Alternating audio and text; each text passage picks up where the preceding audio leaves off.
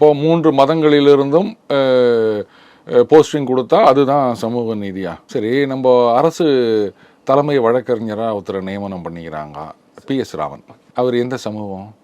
அங்கெல்லாம் அவங்க சமூக நீதியெல்லாம் நீங்கள் கடைபிடிக்க மாட்டீங்களா? இந்த ஒரு பொருளாதார குழுன்னு ஒன்று போட்டாங்க, அதில் இருக்கவங்கெல்லாம் யார்?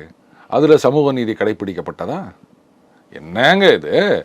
நமக்கா MP சீட்டு வேணும் போது பார்த்தீங்களா இது சமூக நீதின்றது. அப்புறம் அந்த பொருளாதார குழு, ஏன்னா அவங்க தானே வந்து 1 ட்ரில்லியன் எக்கானமிக்கு கொண்டு போகிறாங்க அப்படின்னு இது பண்ணீங்க. அப்போ அங்கெல்லாம் சமூக நீதிக்கு இடம் கொடுக்க மாட்டீங்களா நீங்கள்?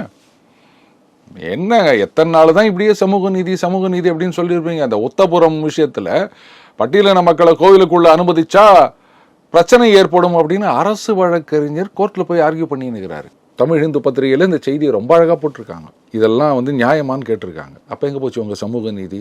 ஒரு அரசாங்கமே போய் சொல்லலாமாங்க இந்த மாதிரி? கேட்டால் அரசு வழக்கறிஞர் வந்து அரசு தரப்பு வாதத்தை தானே அங்கே வைக்கிறாரு.